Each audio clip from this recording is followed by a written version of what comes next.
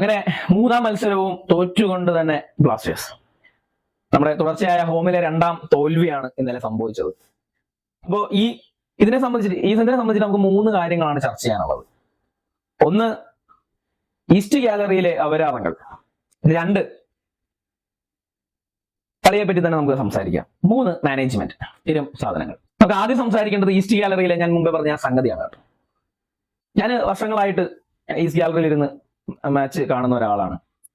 ഇത്രയും വർഷത്തിനിടയ്ക്ക് എനിക്ക് ആദ്യമായിട്ടാണ് ഇങ്ങനെ ഒരു എക്സ്പീരിയൻസ്. ഇത്രയും വേസ്റ്റ് ആയിട്ടുള്ള ഒരു ഗാലറി ഇതിനു മുമ്പ് ഉണ്ടായിട്ടില്ല. മുമ്പുണ്ടായിരുന്ന ചാനൽ ലീഡേഴ്സ് ഒക്കെ എവിടെയെന്ന് എനിക്ക് അറിയില്ല. ചാൻഡിങ്ങിന്റെ അവസ്ഥ വളരെ ശോകമാണ്. ഇന്നലത്തെ സിറ്റുവേഷൻ എന്ന് പറഞ്ഞു കഴിഞ്ഞാല് ഞാനൊരു വീഡിയോ കാണിക്കാം.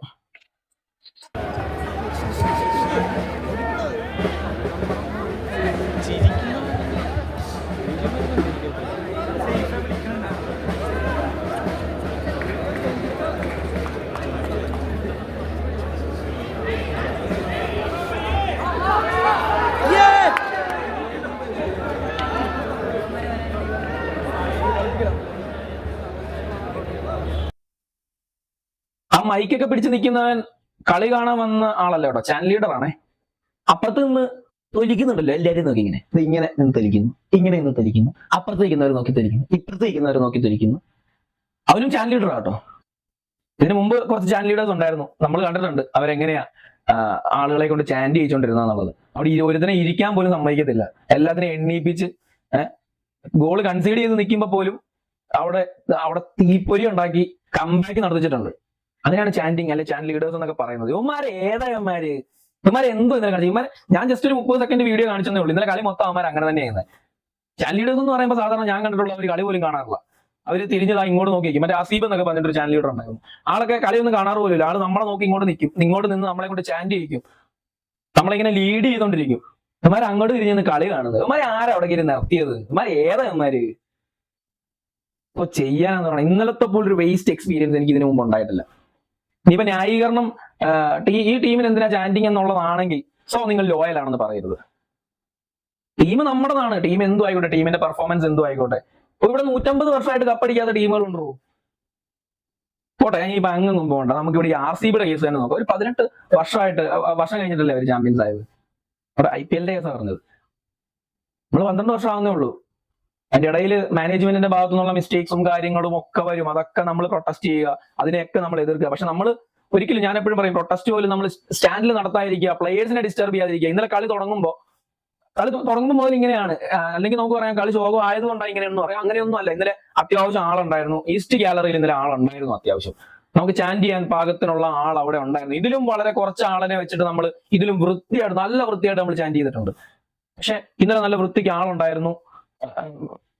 മാച്ച് തുടങ്ങുന്നതിന് മുമ്പ് തന്നെ നമുക്ക് ചാൻഡിങ് ഇല്ലായിരുന്നു. സോ ചത്ത് കിടക്കുന്ന ഒരു ഈസ്റ്റ് ഗാലറി കണ്ടുകൊണ്ടാണ് പ്ലേയേഴ്സ് കളി തുടങ്ങിയത് പോലും. അവന്മാരെ ആരെ അവിടെ കയറ്റുന്നത് എനിക്ക് ഇപ്പോഴും മനസ്സിലായിരുന്നു. അവന്മാരെ അവന്മാർക്ക് ഒരു സാധനം പോലും അറിയാം. നിങ്ങൾ മഞ്ഞപ്പട അധികൃതർ മനസ്സിലാക്കേണ്ട ഒരു കാര്യമുണ്ട്. അവിടെ ഇരിക്കുന്ന പല ആളുകളും, സ്ഥിരമായി കളി കാണാൻ വരുന്ന പല ആളുകളുണ്ട്. ഇവരൊന്നും മഞ്ഞപ്പടയിലെ വലിയ മെമ്പേഴ്സോ കാര്യങ്ങളോ ഒന്നും. ഞാൻ ഡെയിലി വർഷങ്ങളായിട്ട് സ്ഥിരം കളി കാണാൻ ഈസ്റ്റ് ഗാലറിയിൽ എത്തുന്നതാണ്. എനിക്ക് മഞ്ഞപ്പട മെമ്പർഷിപ്പോ കാര്യങ്ങളോ അങ്ങനെയൊന്നും ഒരു സംഭവമില്ല. ഞാൻ മഞ്ഞപ്പടയുടെ ഒരു കാര്യങ്ങളിലും വന്നിട്ടുമില്ല. പക്ഷേ ഞങ്ങൾക്ക് സ്ഥിരം കളി കാണാൻ വരുന്നുണ്ട്. ഞങ്ങൾക്ക് നല്ല വൃത്തിക്ക് ചാൻഡ് ചെയ്യാൻ അറിയാം. നമ്മൾ വർഷങ്ങളായിട്ട് തൊള്ള കീറി അവിടെ ചാൻഡ് ചെയ്തുകൊണ്ടിരിക്കുന്ന ആളുകളാണ്. അവിടുത്തെ ഓരോ ചാൻഡ് സോങ്ങുകളും ആന്തം ആയാലും ഒക്കെ എല്ലാ കാര്യങ്ങളും നല്ല വൃത്തിക്ക് അരച്ച് ഇറക്കി കുടിച്ചിട്ട് തന്നെയാണ് നമ്മൾ ഇവിടെ വന്നിരിക്കുന്നത്. നമുക്കറിയാം ചാൻഡിങ് എത്രത്തോളം ഓക്കെ ആണ് അല്ലേ എന്നൊക്കെ ഉള്ളു. ഇന്നലെ ഉണ്ട് എന്റെ ബാക്കിലേക്ക് ഇരിക്കുന്ന ചെറിയ പിള്ളേരൊക്കെ പറയുന്നുണ്ട്, ഇവന്മാരെ എന്താടാ ഈ കാണിക്കുന്നത്, ഇവന്മാരെ ഇറക്കി വിടണമെന്നൊക്കെ അവന്റെ പുറകിൽ എന്ന് പറയുന്നുണ്ട്. ഇന്റർകാശിയുടെ കാലിൽ ബോൾ ഇരിക്കുക. അപ്പോൾ അവിടുന്ന് ആ മൈക്കും പിടിച്ചോണ്ടിരിക്കുന്നവൻ പറയാം അച്ചാക്കെന്ന്. എങ്ങനെ ഇരിക്കുന്നു? എടാ, ഒരു നല്ലൊരു ഇന്റർസെപ്ഷൻ നടത്തുമ്പോ അല്ലെങ്കിൽ നല്ലൊരു മൂവ് നടത്തുമ്പോ ആ പ്ലെയറിന്റെ പേരെങ്കിലും ഒന്ന് വിളിക്ക്. ഇത് അതുപോലും ഇല്ല. ഞാനിപ്പോ കാണിച്ചില്ല ആ വീഡിയോ. അതേപോലെ ഇങ്ങനെ നിൽക്കുക. അപ്പുറത്ത് നിൽക്കുന്ന പുള്ളിക്കാരൻ ചിരിയോട് ചിരി, ആരെ കണ്ടാലും ചിരി, എന്ത് നടന്നാലും ചിരി. എല്ലാവരും നോക്കി ഗാലറിയിലൊക്കെ നോക്കി ഇങ്ങനെ ചിരി. എന്ത് ഇത്ര ചിരിക്കാനുള്ളത്? ആരണ്ടാണ്ട് തമാശ പറയുന്നത് അവിടെ. കളിപ്പോ എന്റെ ഫ്രണ്ടിൽ ഒരു ചേട്ടൻ അവിടെ പോയ അമ്മമാരുടെ അടുത്ത് എന്തോ തെറിവ് വിളിക്കുന്ന കേട്ടു, ഡ്രമ്മിയാണെന്നൊക്കെ പറഞ്ഞിട്ട്. അപ്പൊ അമ്മാതിരി ഈ പുതിയതായിട്ട് അതായത് ഈസ്റ്റ് ഗാലറി എക്സ്പീരിയൻസ് ചെയ്യാനായിട്ട് വരുന്നവരുണ്ട്. ചില സമയത്ത് അവരാദ്യമായിട്ട് വരുമായിരിക്കും. ഇന്നലെ അങ്ങനെ വന്നവരുണ്ട്. അവരെയൊക്കെ സംബന്ധിച്ച് ഇന്നലത്തെ ടിക്കറ്റ് പോലും വേസ്റ്റ് ആയി പോയി എന്നുള്ള, കളിയും തോറ്റു, ചാൻഡിങ്ങും ഇല്ല. അവര് ഇതാണോ ചാൻഡിങ്, ഇതാണോ ഈസ്റ്റ് ഗാലറി എന്ന് വിചാരിച്ച് അവര് വീട്ടിൽ പോയി. നിങ്ങള് കളി വന്നിട്ട് ചാൻഡ് ചെയ്യാമെന്നുള്ള പരിപാടിയാണെങ്കിൽ അത് ഭയങ്കര ബോർ പരിപാടിയാട്ടോ. നമ്മള് ചാൻഡ് ചെയ്യുന്നതിനനുസരിച്ചിട്ടാണ് അവിടെ കളി നടക്കേണ്ടത്. സോ നമ്മളാണ് പ്ലേയേഴ്സിന് എനർജി കൊടുക്കേണ്ടത്, ആത്മവിശ്വാസം കൊടുക്കേണ്ടത്. നമ്മള് ചത്ത് മലച്ച് നിന്ന് കഴിഞ്ഞാല് അവിടെ നിൽക്കുന്ന ഒത്തിരി ആളുകൾ ഇങ്ങനെ പറയുന്നുണ്ടായിരുന്നു കേട്ടോ, ഡ്രം ചെയ്യടാ, ചാൻഡ് ചെയ്യടാ, നിങ്ങൾ എന്താ കാണിക്കുന്നത്? കാരണം ചാൻഡ് ചെയ്യാൻ വന്നേക്കുന്ന ആളുകളാണ്. ഞാൻ പല വീഡിയോയിലും പറഞ്ഞിട്ടുണ്ട്, ഞാൻ ഈ ഈസ്റ്റ് ഗാലറിയിൽ വരുന്നത് കളി കാണാനൊന്നുമില്ല, നമ്മൾ ചാൻഡ് ചെയ്യാനാണ് വരുന്നത്. എന്റെ കൂടെ കുറെ ആളുകൾ വരാറുണ്ട്, ഞങ്ങൾ ഒന്നിച്ചൊരു ഒരു ബറ്റാലിയൻ പോലെ വരാറുണ്ട്. എല്ലാവരും വരുന്നത് ചാൻഡ് ചെയ്യാനാണ്, അവർക്ക് ചാൻഡിങ് ആണ് വേണ്ടത്. അപ്പൊ അതൊന്നും ഇല്ല. ഇന്നലെ എന്തുവായിരുന്നു, ആരാ ചാൻഡ് കയറ്റി നിർത്തിയത്? ഏതാ അവന്മാര്? പൊട്ടന്മാര് പറയാതിരിക്കുന്നേ. ഇത് ഫുട്ബോളാണ്, ഫുട്ബോൾ ഇങ്ങനെയാണ്. അത് തോറ്റാലും ജയിച്ചാലും നമ്മുടെ മുന്നിൽ നിൽക്കുന്നത് നമ്മുടെ ടീമാണ്. ആ മഞ്ഞ ജേഴ്സി ഇട്ട് നിൽക്കുന്നത് നമ്മുടെ ടീമാണ്. മാനേജ്മെന്റ് ഏതും ആവട്ടെ, പ്ലെയേഴ്സ് ഏതും ആവട്ടെ, മാനേജർ ഏതും ആവട്ടെ, എന്തും ആവട്ടെ, നിൽക്കുന്നത് നമ്മുടെ ടീമാണ്. അവർക്ക് നമ്മളാണുള്ളത്, അതിന്റെ അപ്പുറത്ത് വേറൊന്നുമില്ല. ഇനിയിപ്പോ അവര് 100 വർഷം കപ്പടിച്ചില്ലെങ്കിലും അവരുടെ കൂടെ നിൽക്കുന്നവരെയാണ് ഫാൻസ് എന്ന് പറയുന്നത്. അല്ലാതെ 12 വർഷമായിട്ട് അവർ കപ്പടിച്ചിട്ടില്ല, മാനേജ്മെന്റ് പല പരിപാടി കാണിക്കുന്നു. മാനേജ്മെന്റ് കാണിക്കട്ടെ, മാനേജ്മെന്റിനെതിരെ പ്രതിഷേധിക്കുക, അല്ലാതെ പ്ലെയേഴ്സിനെതിരെ അല്ല നമ്മൾ ചെയ്യേണ്ടത്.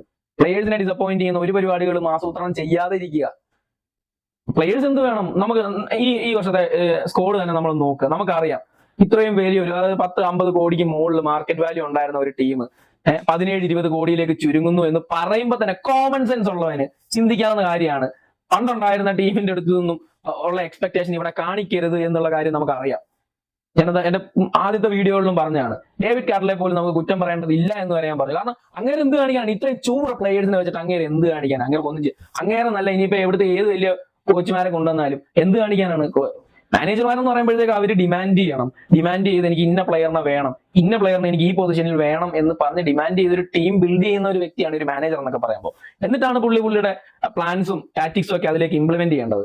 പക്ഷെ ഇതിനൊന്നും ഒരു അവസരം കാർട്ടലയ്ക്ക് അവിടെ ലഭിക്കുന്നില്ല. കാരണം കാർട്ടല പറയുന്ന പ്ലെയേഴ്സ് ഇല്ല. എന്തിന്? ടീമിൽ ഉള്ള പ്ലെയേഴ്സ് പോലും അവിടെ ഇല്ല. ആരെയൊക്കെ എവിടുന്ന് റെലഗേഷൻ ഉണ്ടെന്ന് അറിഞ്ഞപ്പോ എങ്ങാണ്ട് ചുളു വിലക്ക് കുറച്ച് പേരെ കൊണ്ടുവന്ന് അവിടെ ഇട്ടിട്ടുണ്ട്.